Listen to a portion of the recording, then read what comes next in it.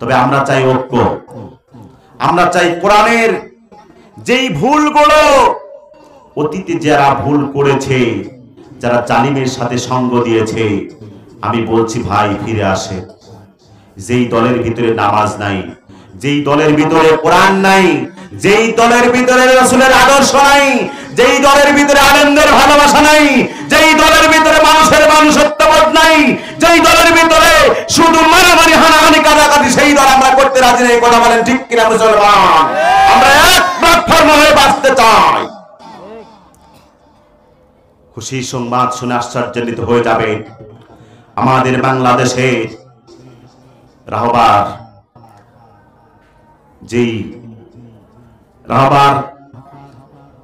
Doctor Shafiqur Rahman Charmonai শায়েখের কাছে গিয়ে তারা দুজনে হাত মিলিয়েছে। আলহামদুলিল্লাহ বলবেন না? আমরা বিজয়ের কিছু আভাস পাচ্ছি, তবে সামনে কিছু বিপদ থাকলেও তারপরেও আমরা সেই বিপদের মোকাবেলা করব। কথা বলেন ঠিক কিনা?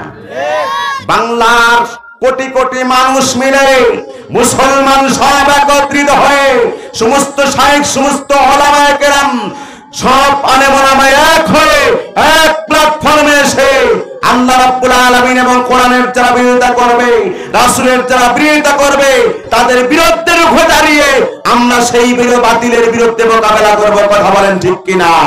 বাতিল করাতে বাধ্য হবে।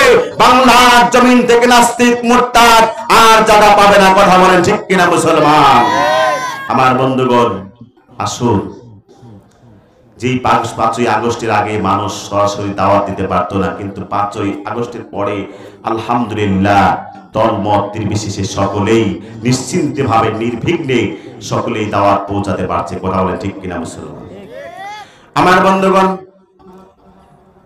তাহলে বলেন তো, ভালো কাজের জন্য, ভালো কাজ করতে গেলে বাধা আসবে কি আসবে না?